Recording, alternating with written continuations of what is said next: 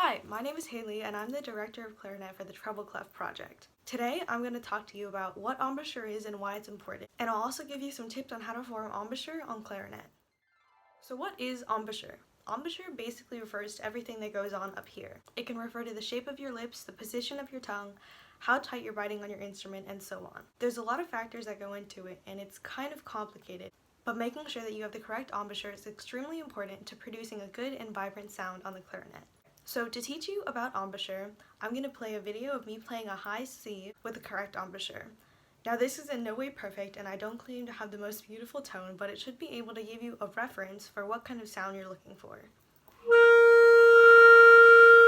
I also took 5 other videos and in each of them I did something incorrectly with my embouchure. I'm going to play them all at the same time so you can try to hear what happens to my sound as a result, and then after that we're going to go over how to fix each of these 5 things.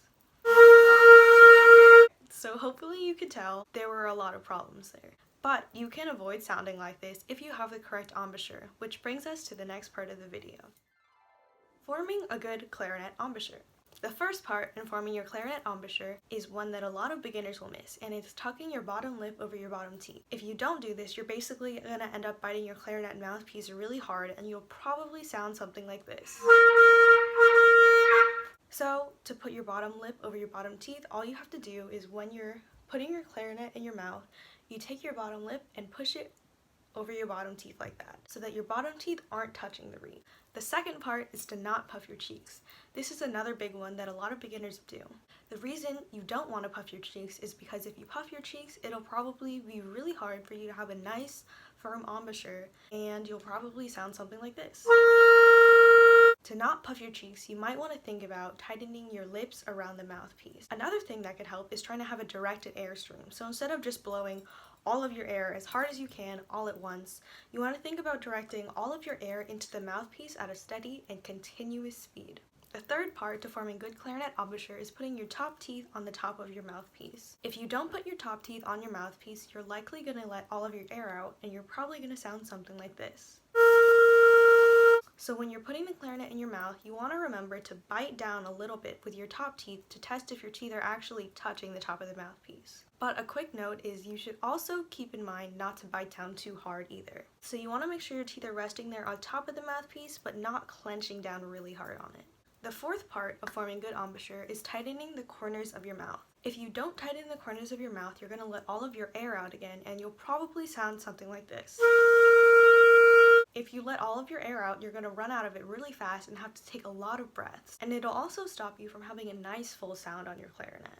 When talking about tightening the corners of your mouth, a lot of clarinetists will tell you close your mouth in a drawstring fashion, but honestly, that advice never really helped me understand what I was supposed to do. So a tip that I would give you is to say the word ew and think about what the corners of your mouth do at the end of that word. So when you say ew, the corners of your mouth are going closer together, and that's really what we're looking for when we talk about tightening the corners of your mouth. The fifth part of forming good embouchure is putting enough of the mouthpiece in your mouth. If you don't put enough of the mouthpiece in your mouth, you're basically limiting your sound. That's because when you blow air, your reed will vibrate, and that's what's making the sound on the clarinet. If you only put a little bit of the mouthpiece in your mouth, only this much of the reed can vibrate, and you'll probably sound something like this.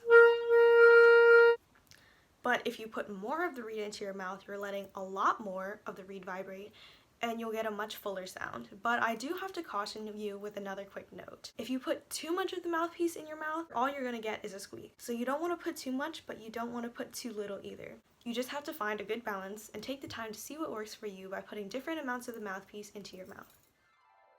Hopefully, this video taught you a little bit about clarinet embouchure and how to get started. Embouchure is so important when you play clarinet because it's one of the first steps in creating a beautiful sound. So the 5 things we covered today are tucking your bottom lip over your teeth, not puffing your cheeks, putting your top teeth on the mouthpiece, tightening the corners of your mouth, and making sure to put enough of the mouthpiece in your mouth.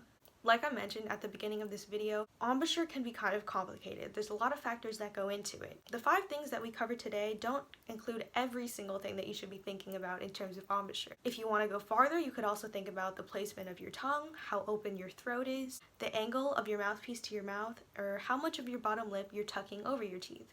But don't let this list scare you, because as long as you do the 5 things that we talked about today, you're already off to a great start with your clarinet embouchure. Thank you so much for watching this video. I hope you learned something from it, and don't forget to practice.